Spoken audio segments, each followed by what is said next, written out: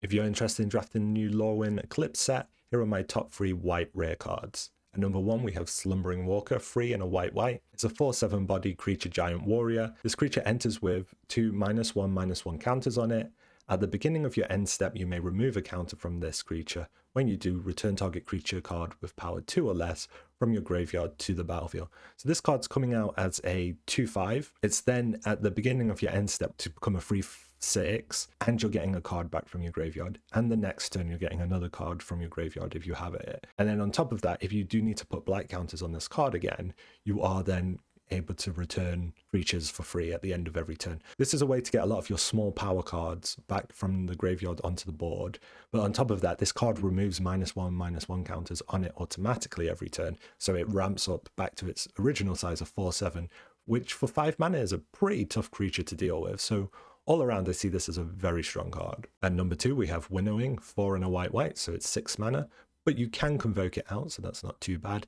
And then for each player, you can choose a creature that player controls, then each player sacrifices all other creature types they control that don't share a creature type with the chosen card they control. So to put that simply is, if your opponent has one unique creature type on the board, you can pick that creature and then all their other creatures are destroyed. If they had like 2 Merfolk, 2 Kithkin, you could decide between either group which you want to survive. The fact that this is essentially a board wipe, a conditional board wipe that might not always hit super well, but the fact that you can convoke it out means it's going to be very easy to play.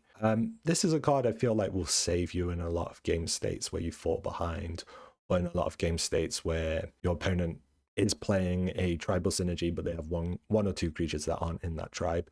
I think this is going to be a fairly great card more often than not. At number 3 we have Adept Water Shaper. It's 2 and a white.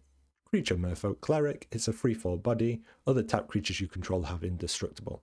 So a 3/4 for free is pretty much a decent rate.